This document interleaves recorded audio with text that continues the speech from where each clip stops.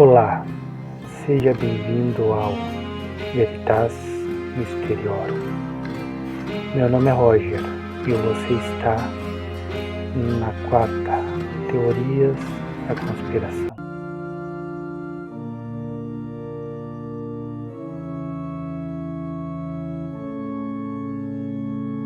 Olá, o que é a hipótese do tempo fantasma? É uma teoria proposta em 1991 pelo historiador alemão Heribert Illig, um cara que resolveu chacoalhar o mundo acadêmico com uma ideia simplesmente absurda, mas fascinante. Segundo Illig, cerca de 297 anos da história medieval, mais especificamente o período entre 614 e 911 d.C., nunca existiram. Isso ele mesmo afirma que esses anos foram completamente inventados, inseridos na nossa cronologia como parte de uma conspiração colossal.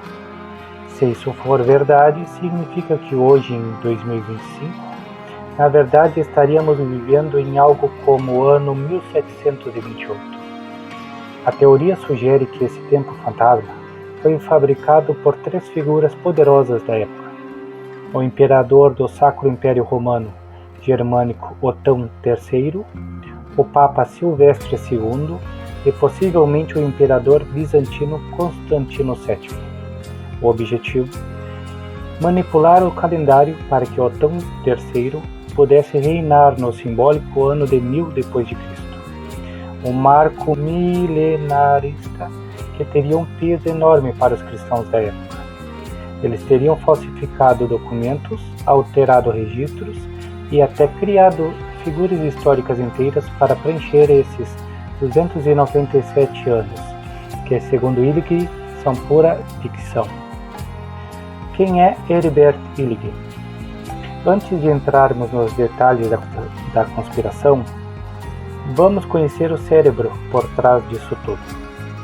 Heribert Illig nasceu em 1947, na Alemanha, em Bohrenstraub, uma cidadezinha na Baviera, Alemanha. Ele não é um historiador qualquer, é um provocador, um outsider, que adora desafiar o establishment acadêmico. Formado em História e com interesse em cronologia, Illig publicou a teoria em 1991, no livro A Idade Média Inventada, que ele escreveu com base em anos de pesquisa alternativa.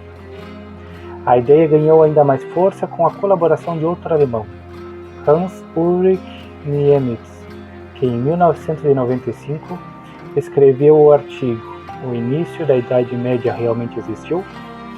Juntos eles começaram a juntar as peças desse quebra-cabeça histórico. Illig não parou por aí, ele continuou publicando sobre o tema até pelo menos 2013, incluindo obras como Quem Girou o Relógio, de 2003, e colaborações como Bavária em Tempo Fantasma, de 2002, com Gerhard Anwander. Ele também se aventurou em outros assuntos, como a história da arte, mas sempre mantendo essa vibe de desafiar cronologias oficiais. Agora vamos ao coração da teoria. Quem seriam os arquitetos dessa fraude histórica? Primeiro temos Otão III, imperador do Sacro Império Romano Germânico, nascido em 980 e coroado rei da Germânia, ainda criança, em 983. Ele assumiu o poder de fato por volta de 994 e morreu jovem em 1002, aos 21 anos. Otão era obcecado por poder e por conectar seu reino à grandiosidade do Império Romano. Para Illig, ele queria ser o governante do milênio, o cara que entraria para a história como líder do ano 1000. Depois entra Papa Silvestre II, um dos papas mais intrigantes da história. Nascido como Gerbert de Aurillac por volta de 946 na França, Silvestre estudou em mosteiros na Catalunha, como de Santa Maria de Ripoll, onde aprendeu matemática e astronomia com influência árabe, e ele foi um gênio matemático e astrônomo antes de se tornar Papa em 999. Silvestre morreu em 1003 e sua amizade com Otão III é bem documentada. Ele trouxe conhecimento avançado do mundo árabe para a Europa, incluindo o uso de números arábicos e o astrolábio. Para Illig, Silvestre seria o cérebro técnico da operação, ajustando o calendário e os registros. Por último, temos Constantino VII, Porfirogênito, o imperador do Império Bizantino. Nascido em 905, em Constantinopla, atual Istambul, Turquia, ele subiu ao trono em 913, mas só governou de verdade a partir de 945 até sua morte em 959. Constantino era um erudito, autor de obras como De Administrando o Império, um guia político para seu filho. Sua participação é mais especulativa, mas Illig sugere que o Império Bizantino, com sua influência no leste, ajudou a alinhar as cronologias ocidental e oriental. Agora, novas figuras na trama. Além dos suspeitos principais que já conhecemos, outros nomes aparecem como possíveis coadjuvantes nessa suposta falsificação histórica. Um deles é Eginardo ou Enhard, um escolar franco que viveu por volta de 775 a 840 d.C. Ele foi o biógrafo oficial de Carlos Magno, autor da Vita Caroli Magni, Vida de Carlos Magno, escrita em 817 a 830 d.C., em sua residência em Seligenstadt, perto de Frankfurt, Alemanha. Para os defensores da teoria, como Herbert Illig, Eginardo poderia ter sido um ghostwriter medieval, inventando a história de Carlos Magno sob ordens de alguém como Otão III, séculos depois. Será que ele foi um cronista real ou só um criador de mitos? Outro nome interessante é Dionísio o Exíquo, um monge da Sítia, atual Romênia, que viveu por volta de 470 a 544 d.C. Ele criou o sistema Anno Domini em 525 d.C., em Roma, para contar os anos a partir do nascimento de Cristo. Illig sugere que o trabalho de Dionísio foi manipulado mais tarde, por volta do ano 1000, para justificar o salto temporal. Será que os cálculos dele foram ajustados para encaixar na narrativa de Otão? Agora vamos para o alvo da conspiração. O trecho que Illig diz que foi inventado vai de 614 d.C. a 911 d.C., quase 3 séculos da chamada Alta Idade Média. Esse período começa logo após o reinado do imperador bizantino Heráclio, 610 a 641, que lutou contra os persas sassânidas e termina com a ascensão dos reis saxões na Germânia, como Henrique, o Passarinheiro, coroado em 911.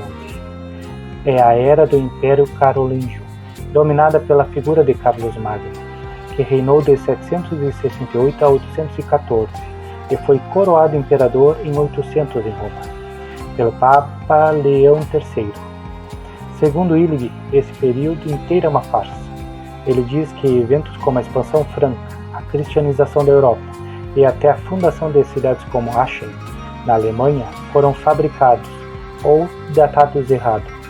A Capela Palatina de Aachen, por exemplo, uma obra-prima atribuída a Carlos Magno, seria na verdade do século XI, construída por Otão ou seus sucessores, e não em 800 d.C. Illig e Niemitz juntaram vários argumentos para sustentar essa teoria maluca. Vamos listar os principais, como detetives analisando pistas. Primeira, falta de achados arqueológicos. Eles dizem que o período entre 614 e 911 tem poucos vestígios físicos, ruínas, moedas, armas, comparado ao que veio antes, Império Romano, e depois Idade Média tardia, por exemplo em sítios como Fossa Carolina, um canal supostamente construído por Carlos Magno, perto de Nuremberg, Alemanha. As evidências seriam escassas ou mal datadas. Depois temos problemas no calendário juliano. Criada em 45 a.C. por Júlio César, tinha um erro de 11 minutos por ano. acumulando cerca de um dia a cada 128 anos. Quando o calendário gregoriano foi adotado em 1582, na Europa católica, corrigiu-se uma diferença de 10 dias.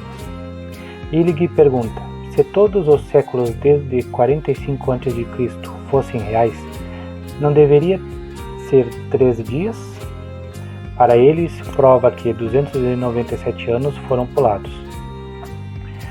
Arquitetura suspeita. A Capela Palatina e outras construções românicas no século X, como a Catedral de Speyer, iniciada por volta de 1030, parecem muito próximas do estilo romano clássico, que caiu em 476 d.C. Illig acha que não houve tempo suficiente para essa evolução, sugerindo que o intervalo foi menor.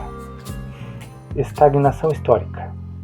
Os séculos VII a IX são chamados de Idade das Trevas, com pouco avanço tecnológico ou cultural na Europa Ocidental.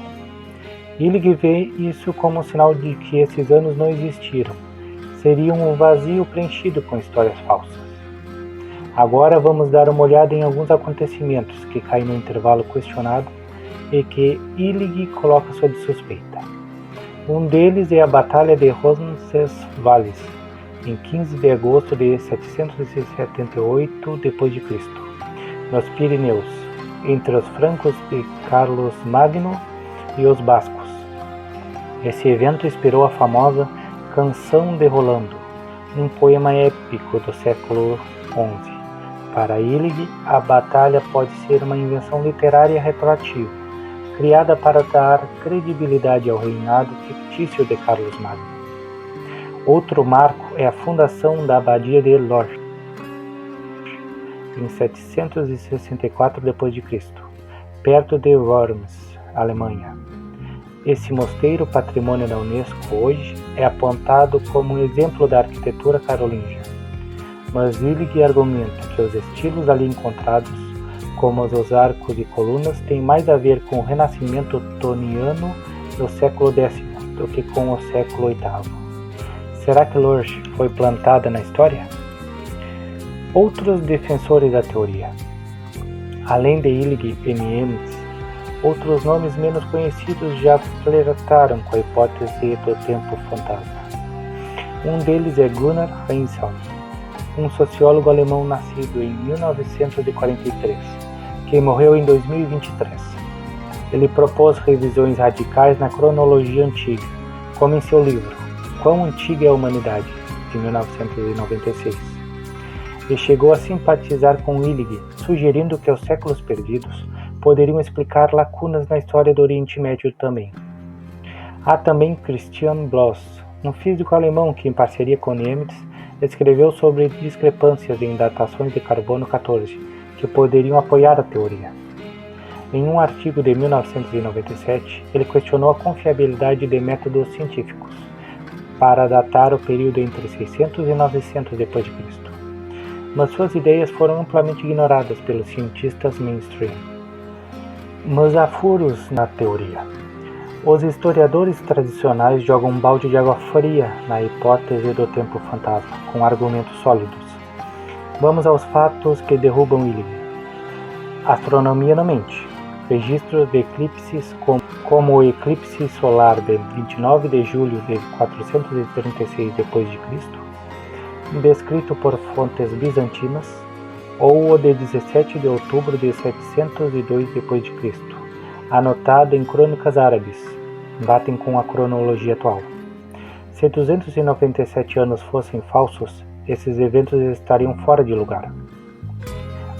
Já em outras civilizações, o que dizer da China da dinastia Tang, 618 a 907 d.C., que construiu a Grande Muralha e deixou registros detalhados, ou do mundo islâmico com a vida de Maomé, 570 a 632 d.C., e a conquista de Córdoba em 711 d.C. Essas culturas estavam em pleno vapor durante o tempo fantasma, e suas cronologias alinham perfeitamente com a nossa. Dendrocronologia. A ciência dos anéis de árvores mostra uma sequência contínua de crescimento anual na Europa. cobrindo os séculos VII a IX. Não tem como falsificar isso. Documentos cruzados. Crônicas bizantinas, como as de Teófanes, o Confessor, de 760 a 818, e textos árabes, como os de Al-Tabari, 839 a 923, descrevem eventos que coincidem com o período questionado. Uma conspiração global para alinhar tudo isso seria impossível.